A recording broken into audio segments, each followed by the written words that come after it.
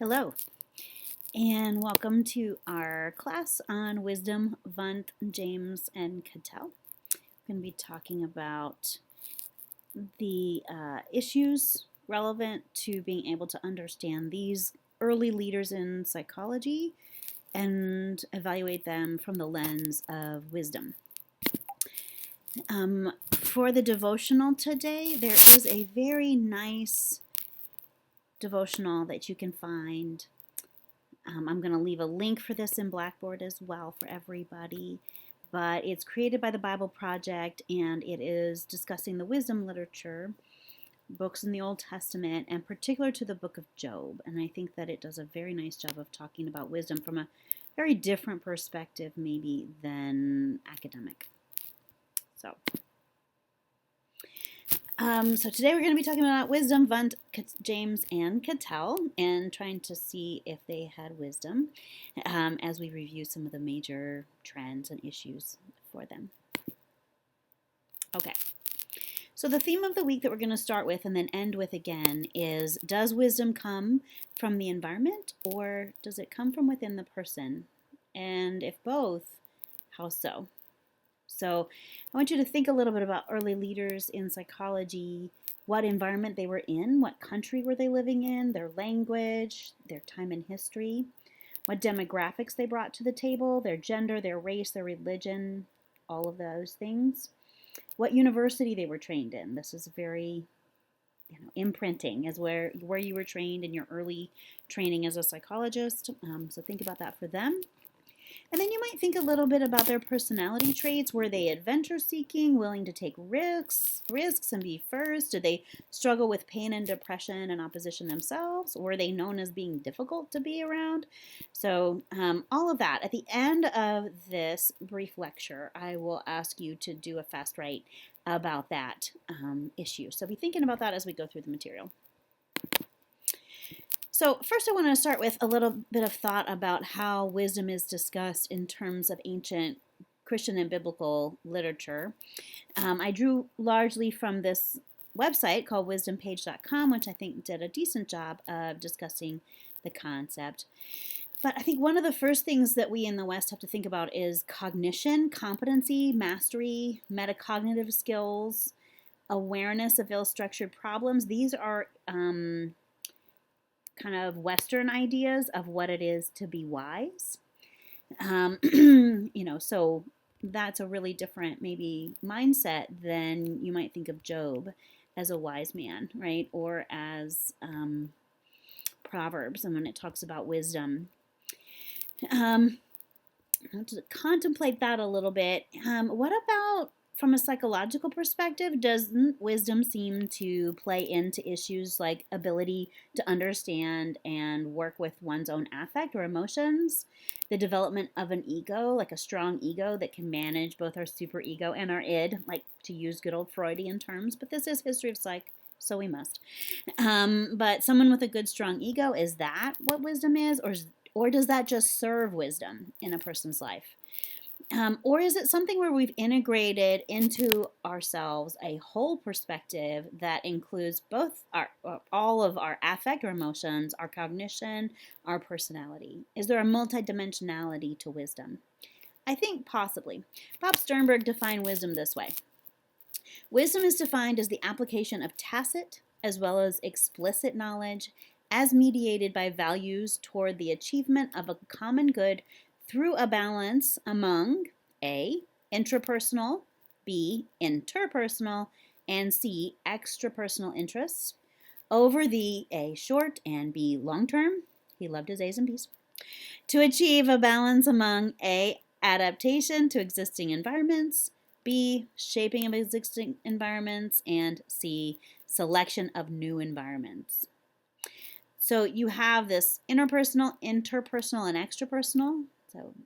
So me and you, and then outside of my group, as well as something like what is the wise thing right now, but also kind of a mind towards the long term to balance adaptation to what the current situation needs and to shape that environment to become an increasingly better environment, and then even to make selections for the future that are best environments. So something to think about for yourself. I think it's thoughtful, Bob Sternberg's work there on what wisdom is, but probably not complete, right? So it's a very Western kind of perspective, but it does take the situation into account, I think, heavily, which is helpful. Pascual Leon in 1990 said wisdom results from the dialectical integration of affect, cognition, and life experiences. And I think you can definitely, contrast this definition of wisdom from more of a psychological or sociological perspective with Christian wisdoms. So the ancient saying on wisdom is that the fear of God is the beginning of wisdom. And if you've never had a teaching on this, fear does not mean like fear and trembling, kind of thing. Fear means respect, and fear means awe, right? So the same kind of awe you get when you see the Grand Canyon or you see the Northern Lights or any of those kinds of, wonders of the world, that it gives you a sense of awe inside of you. There's something so much greater than yourself that is deserving of respect. And then that in the Judeo-Christian and the monotheistic religions, of course, is the personification of our God. Right? So Aquinas, who of course started so many good ideas, in the Summa Contra said, quote, "The pursuit of wisdom is the ultimate end, and it is the most noble and the most useful, and that pursuit can provide the greatest joy." So there's a lot of attention to pursuing wisdom, that it doesn't reside within us, that it has to be obtained.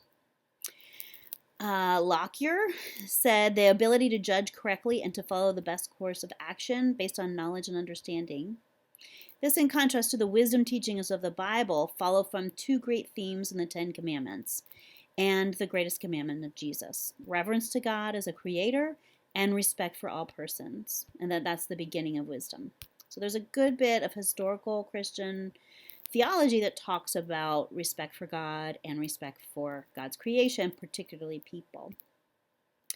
There's also something, though, if you watch the video from the Bible Project, that ancient world wisdoms kind of originally came from people having some skill. So weavers were considered wise because they had the skill to be able to weave, right? Or if someone was able to build a house, that was considered someone who was wise, right? But also there's the ancient Christian and Judeo-Christian tradition of insight. So Solomon was considered very wise, right? Because he could discern in situations where he had to judge things what exactly was really going on, kind of behind the scenes. That may feel a little closer to what we do in psychology there. And then Proverbs talks about being able to be morally upright as the part of wisdom. So you kind of have the skill, insight, and moral uprightness, and not all of those things are talked about in psychology today.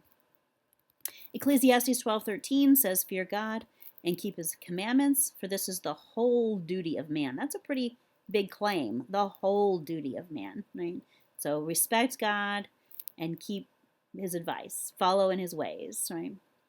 The wisdom books in the Old Testament are Job, Ecclesiastes, and Proverbs, and then there are a few Psalms that fall into a wisdom category when you look at different types of literature in the Bible. Of course, the Bible is made up of many different types of literature, one of which is the wisdom literature.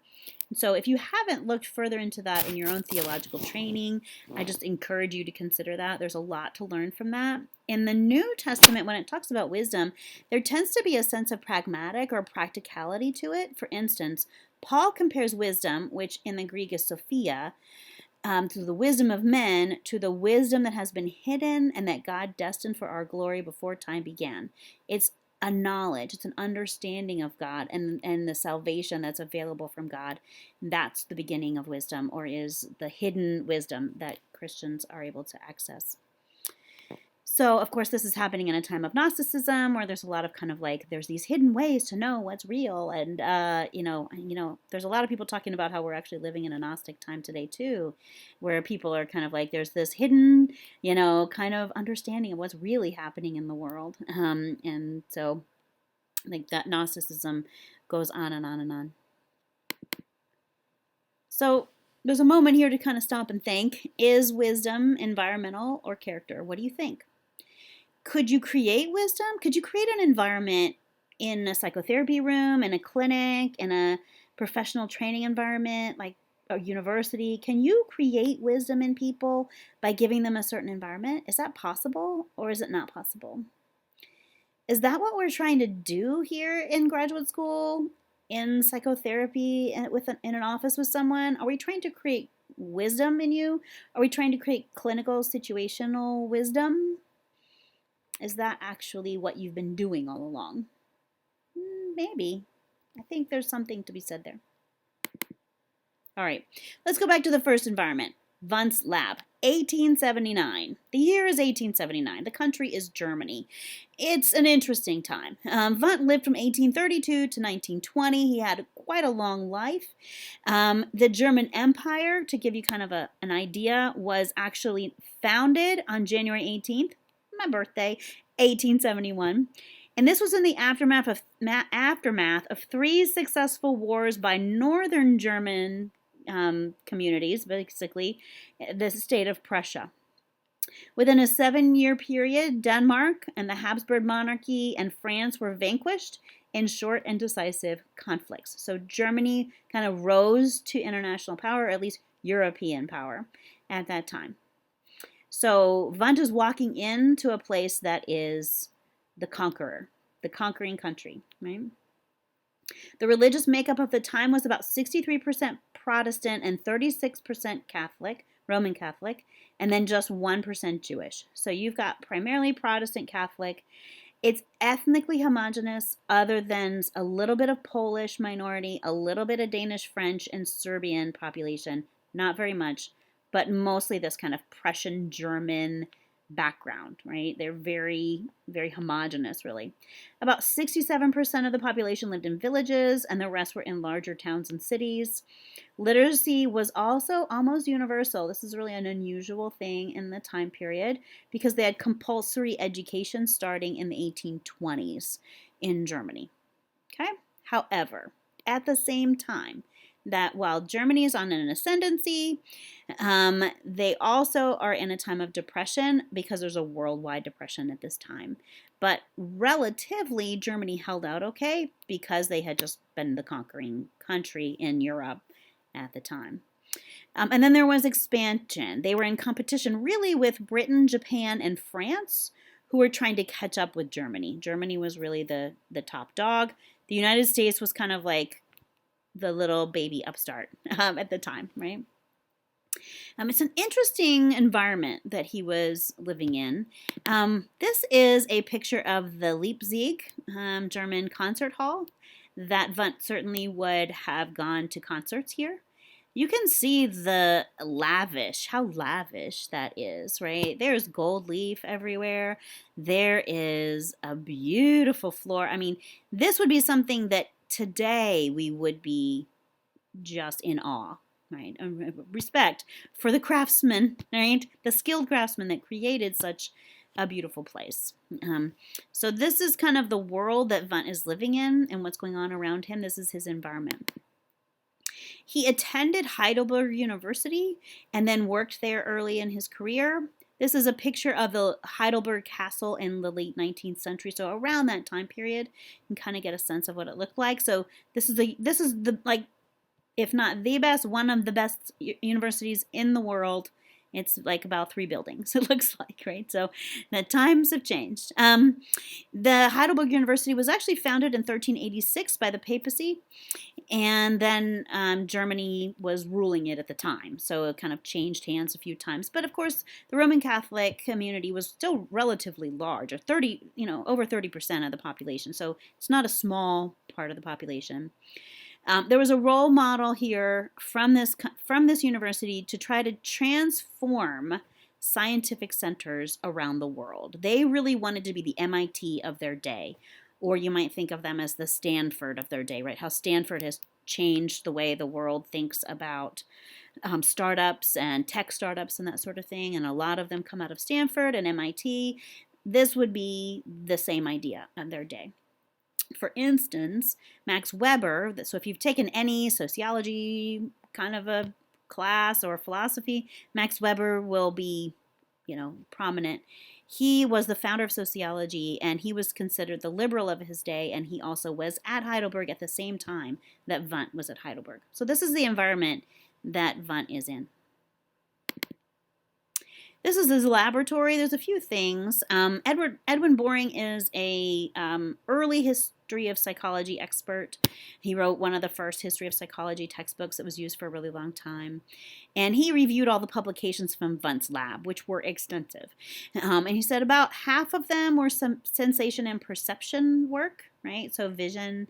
About 16% were this mental chronometry, so how kind of quickly people were able to do things.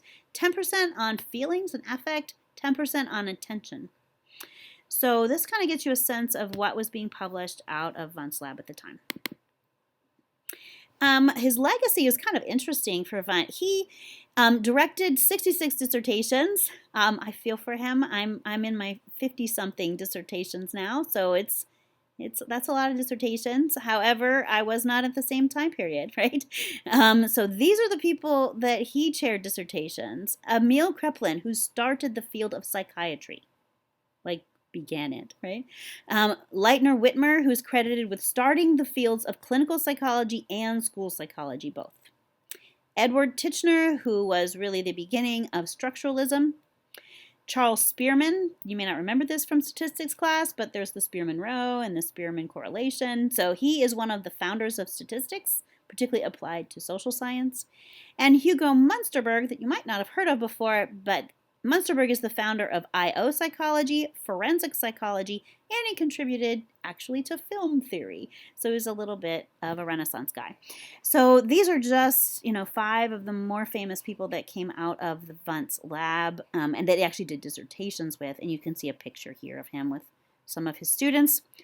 Looks like the 1800s in Europe, doesn't it? That's what all the pictures seem to look like. So as we come up on this, he's quite prolific in his area. He's growing this whole reaction time and what are humans' perception and sensation and vision, all these kinds of things that no one had done before. The environment, there was a good deal of competency that happened, although there's some interesting conversation about his competency and how he wasn't picked up at first, like he wasn't able to get a job easily when he first graduated. He kind of wasn't recognized as like some brilliant person that everybody wanted to hire. So if you've had a chance to listen to the Wundt podcast, you can get a little more about information about that. Was this pragmatic? Is there a pragmatic wisdom here? Is there a competency here? Maybe. Does he seem to be aware of ill-structured problems and he's trying to solve them? Maybe. Ego mastery and emotional integration. Maybe. He wasn't known for flying off the handle or being particularly difficult. There wasn't writings about that and letters of his students or anything.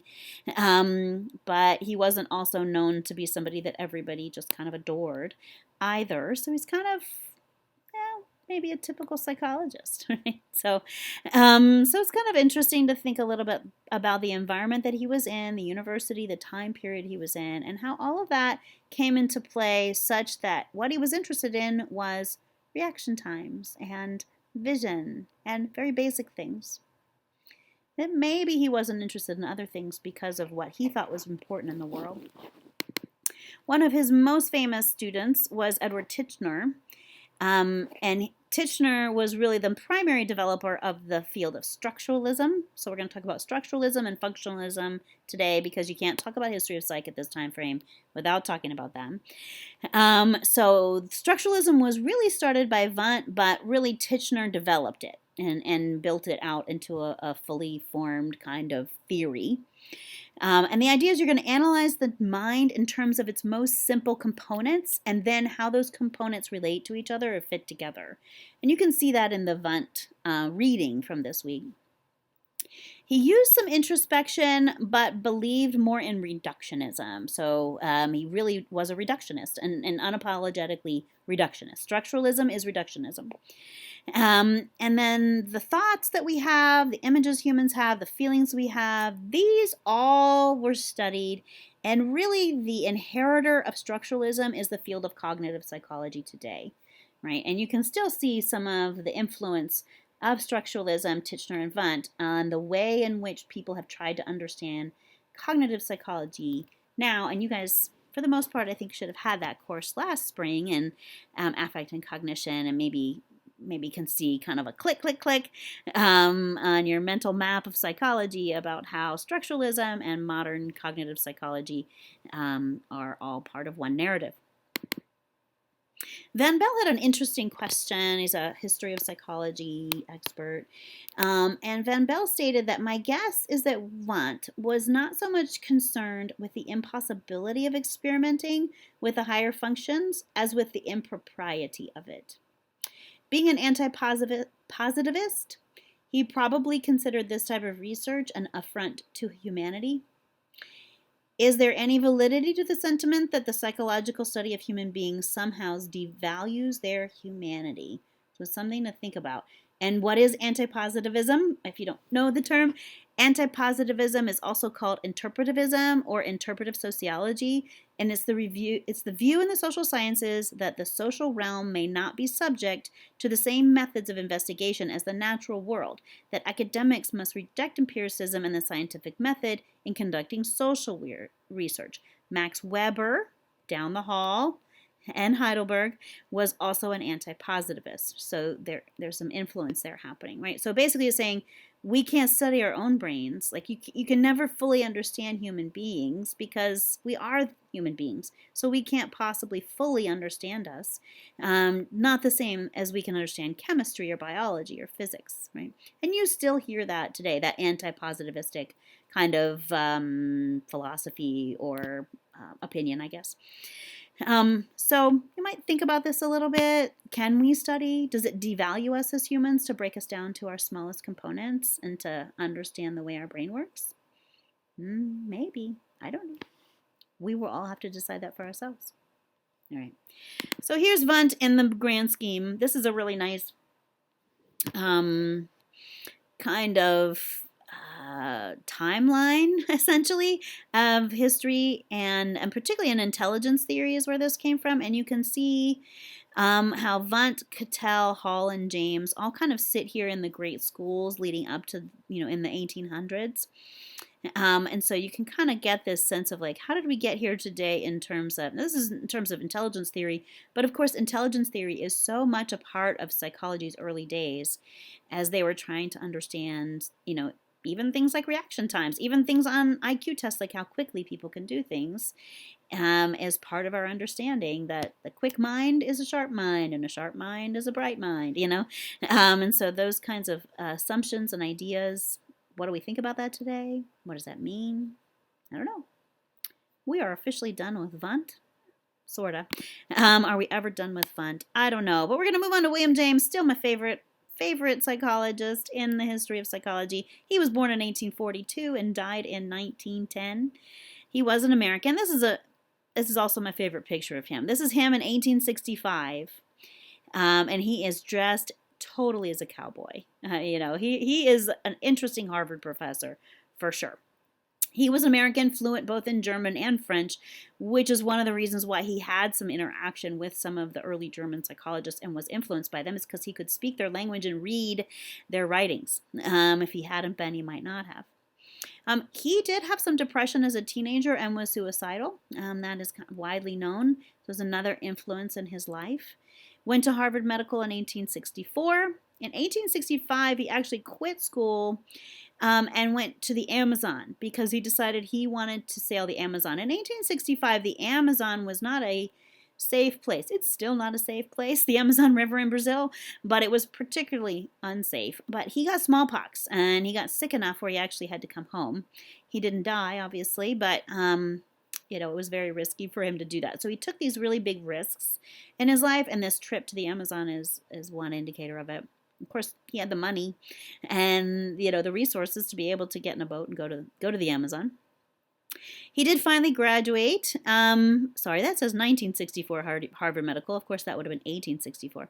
He did graduate with his medical degree in 1869, but he never did practice medicine. And you can see this throughout his career. He does stuff, but doesn't do it. He kind of does this, but not that. Is that wise? Right? Most people would probably look at that and say it's not wise. And yet he's considered the founder of American psychology. Like, what is going on there? He said, called himself, saying that he had soul sickness and he just didn't want to practice medicine, that it was basically depressing for him. And that was at least one of the influences to why he never practiced medicine. He joined something called a Theosophical Society in 1875, so shortly thereafter, which is an unsectarian body of seekers after truth. Right here, he's in Boston, he's in New York, he's kind of going back and forth here, and their job, there's these kind of like seekers of truth kind of groups going on at that time period in that location particularly. Wouldn't happen in rural Oklahoma, right? But Boston, yes. And their goal was to endeavor to promote brotherhood and strive to serve humanity, inclusive of all religions. There's a quote from him in 1902. I originally studied medicine in order to be a physiologist, but I drifted into psychology and philosophy from a sort of fatality. I never had any philosophical instruction, the first lecture on psychology I ever heard being the first I ever gave, 1902. Super interesting, very, he just kind of jack of all trades and master of all kind of a guy. It's really remarkable as a person. One of the ways you can see how remarkable he is his legacy. So he was assistant professor of psychology at Harvard in 1876. So it took a few years, but that wasn't unusual at that time, before they were given a full position as assistant professor. Among his students at Harvard were such luminaries as Boris Sidis, Theodore Roosevelt, George Santayana, W.E.B. Du Bois, G. Stanley Hall, I'm just going to say a few, Gertrude Stein, you might notice there, and Mary Whiton Calkins, who's one of the earliest women in psychology, too. So you've got a wide variety of people who were leaders in the world, essentially, and in their professions that he was official mentors to. He wrote things like, anything short of God is not rational, anything more than God is not possible. So he had this kind of view of God as this kind of extra kind of thing. Hold on. Sorry. And he also had a view of God as possible, as there, but he had a very unusual view of God in the way in which he saw God. Sorry for that noise there. He also wrote, first, it is essential that God be conceived as the deepest power in the universe. Otherwise, it wouldn't fit the definition of what a God is. But in second, he must be conceived under the form of a mental personality, right? So personable, which is kind of playing around with the concept of deism that was still quite prominent at his time. So he would not be considered traditional in his views on religion. He definitely was influenced by modernism, both traditional and modern views of religion. Okay, in contrast to structuralism is the school of functionalism. And functionalism is the school in psychology which cared about how behavior and mental abilities help people adapt to their environment. Functionalism really kind of won the battle in the end, as we today look more to Darwin and evolution and practical application and abilities and all of those kinds of things in our work, rather than looking to individual components of ourselves.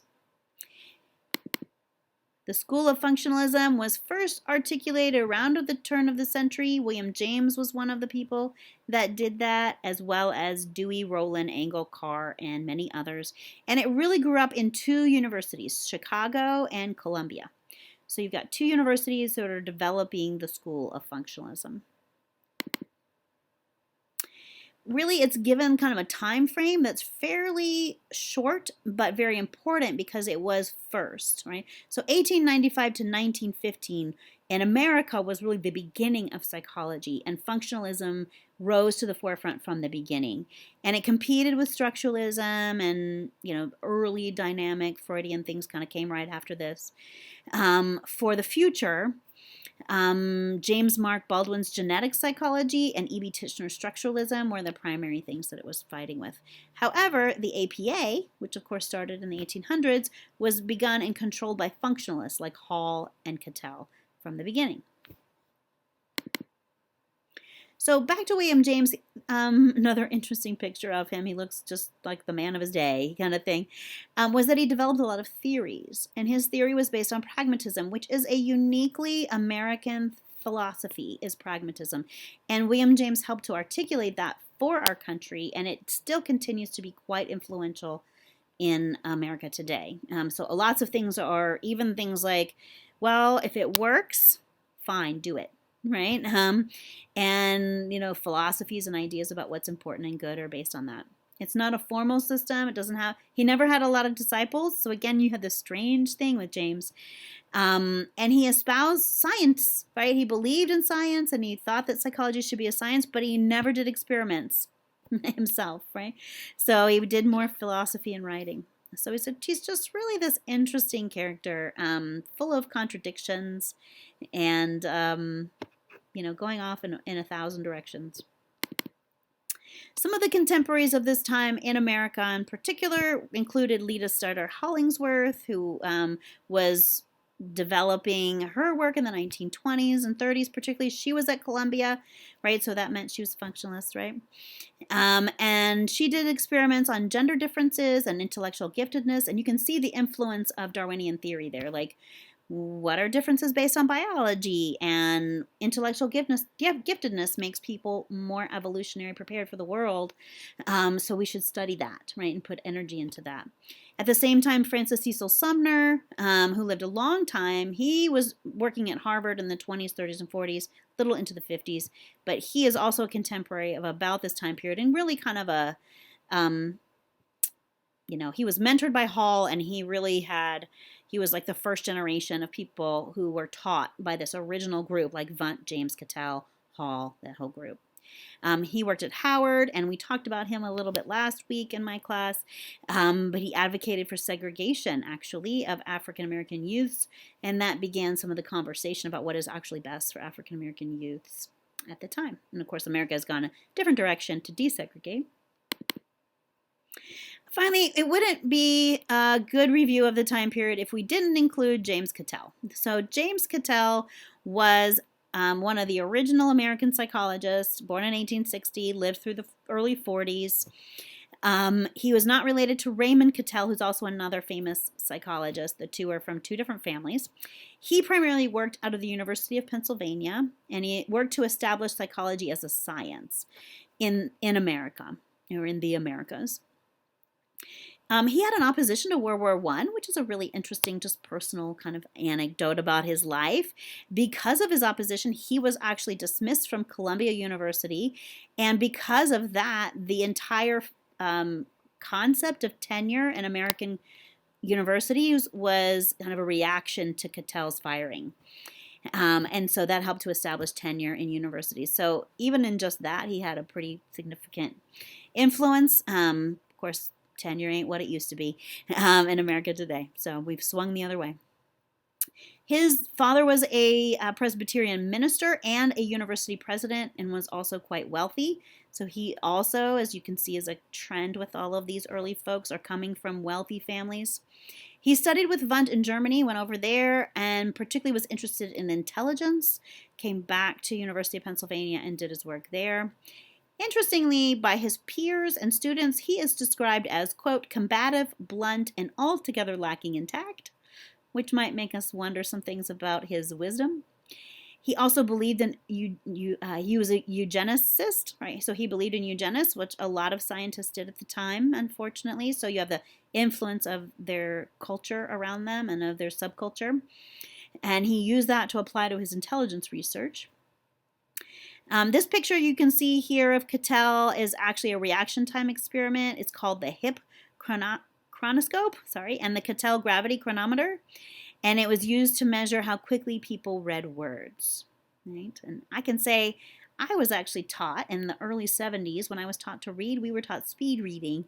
And it's kind of based after this, like that was how we were taught to read, was to read as fast as possible. And speed reading was the goal. And then you can see the influence actually in the education system that went all the way up until the 1970s. Okay. Finally, we've done a flyby of some of the basic leaders, and particularly American psychology. We started with Wundt. We went to America with James and Cattell, these very early folks, structuralism, functionalism, some of the influence around them, just some interesting anecdotes sometimes about their lives and the influences in their lives. But I want you to think about it again and go back to my original questions. What was their environment, and what is your environment? All right? What country are you from? What's your home? What are your demographics? What university are you being trained in? Regent University, of course, for my students. How does that influence your ability to obtain and enact and, have certain values? And what do you respect, right? The awe, that respect that you have in the world around you for persons. How does that influence you becoming a more wise psychologist? What about personality trait? You think about James and some of his adventure seeking, taking risks. Is that you, or are you on the other end? How about struggle with your own pain, just like William James had, right? What do you do with that? How has that shaped you and directed your career in certain directions or not in other directions? And then as you think about yourself and, your definition of yourself, your narrative of your life as a psychologist, can you apply what you think about Wundt and James and Cattell to your own environment, your own personality? Do you have competency? Are you aware of ill-structured problems? Do you have emotional integration and skills? Okay. Are you seeking wisdom? So, as we end, I'm going to also say something in the class about this, but I'm going to ask you to do just a 5 to 10 minute write, like set a timer for 5 to 10 minutes and do a fast write in response to this final question. How do you see yourself, environment, personality, traits, all of those kinds of things, and reflect back on some of the things from the reading this week in just a 5-minute write-up to go with your notes for class today. Thank you very much. Hope you guys are doing well.